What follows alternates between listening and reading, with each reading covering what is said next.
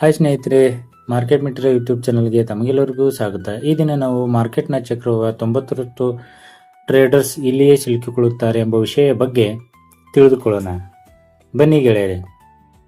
ಷೇರು ಮಾರುಕಟ್ಟೆಯಲ್ಲಿ ಏರಿಳಿಯುವ ಕ್ಯಾಂಡಲ್ಗಳು ಕೇವಲ ಅಂಕಿಅಂಶಗಳ ಆಟವಲ್ಲ, ಅದು ನಿಮ್ಮ ಅಂತರಾಳದ ಯುದ್ಧ. ಇಲ್ಲಿ ನೀವು ದೊಡ್ಡ ಶತ್ರು ಬೇರೆ ಯಾರೂ ಅಲ್ಲ, ಅದು ನಿಮ್ಮಲ್ಲಿರುವ ದುಡ್ಡಿನ ಮೇಲಿನ ಆಸೆ ಅಥವಾ ಲಾಭ. ಆಸೆ ಅಥವಾ ಲಾಲಸೆ.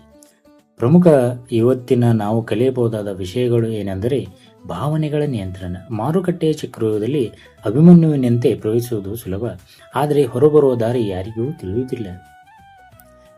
ಕೆಂಪು ಕ್ಯಾಂಡಲ್ ನಿಮ್ಮ ತಾಳ್ಮೆಯ ಪರೀಕ್ಷೆ, ಆದರೆ ಹಸಿರು ಕ್ಯಾಂಡಲ್ ನಿಮ್ಮ ಅಹಂಕಾರದ ಪರೀಕ್ಷೆ. ಆಸೆ ಮತ್ತು ಭಯ. ನಿಮ್ಮಲ್ಲಿರುವ ಮಿತಿಮೀರಿದ ಆಸೆಯೇ ಮೋಹ ನಿಮ್ಮನ್ನು ಅನಗತ್ಯವಾಗಿ ಟ್ರೇಡಿಂಗ್ನಲ್ಲಿ ತೊಡಗುವಂತೆ ಮಾಡುತ್ತದೆ. ಕಳೆದ ಬಾರಿ ನೀವು ರಿವೆಂಜ್ ಟ್ರೇಡ್, ಸೇಡಿನ ವ್ಯಾಪಾರ ಮಾಡಿದಾಗ ಗಾಯವಾಗಿದ್ದು ಮಾರುಕಟ್ಟೆಗಳಿಗೆಲ್ಲ, ಬದಲಾಗಿ ನಿಮ್ಮ ಆತ್ಮವಿಶ್ವಾಸಕ್ಕೆ. ಅನುಶಾಸನ, ಡಿಸಿಪ್ಲಿನ್. ಮಾರುಕಟ್ಟೆ ಒಂದು ಜೂಜಿನ ಅಡ್ಡೆಯಲ್ಲ, ಇದು ಒಂದು ತಪೋಭೂಮಿ. ಒಬ್ಬ ಬೇಟೆಗಾರನ ದೃಷ್ಟಿ ಕೇವಲ ಜಿಂಕೆಯ ಕಣ್ಣಿನ ಮೇಲಿರುವಂತೆ, ಒಬ್ಬ ಟ್ರೇಡರ್ ದೃಷ್ಟಿ ಕೇವಲ ತನ್ನ ನಿಯಮಗಳ ಪಾಲನೆ ಮೇಲಿರಬೇಕು. ಒಬ್ಬ ಟ್ರೇಡರ್ನ ದೃಷ್ಟಿಕೋನ ಕೇವಲ ತನ್ನ ನಿಯಮಗಳ ಪಾಲನೆಯ ಮೇಲಿರಬೇಕು, ಫಲಿತಾಂಶದ ಮೇಲಲ್ಲ.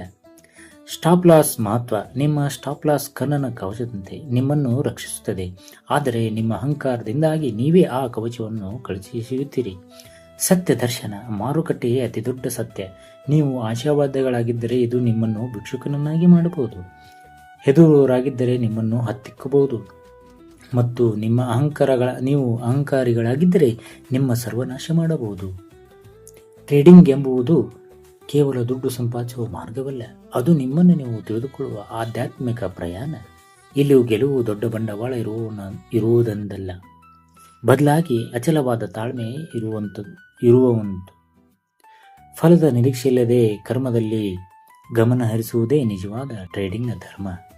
ನೆನಪಿಡಿ ಗೆಳೆಯರಿ, ಟ್ರೇಡಿಂಗ್ ಎಂಬುದು ಒಂದು ದುಡ್ಡು ಸಂಪಾದಿಸುವ ಮಾರ್ಗವಲ್ಲ, ಅದು ಕರ್ಮದಲ್ಲಿ ಅನುಷ್ಠಾನದ ಗಮನ ಹರಿಸುವುದೇ ನಿಜವಾದ ಟ್ರೇಡಿಂಗ್ನ ಧರ್ಮ. ಈ ವಿಷಯ ನಿಮಗೆ ಇಷ್ಟವಾದಲ್ಲಿ ಲೈಕ್ ಮಾಡಿ, ಶೇರ್ ಮಾಡಿ, ಸಬ್ಸ್ಕ್ರೈಬ್ ಆಗಿ ಗೆಳೆಯರೆ. Thank you.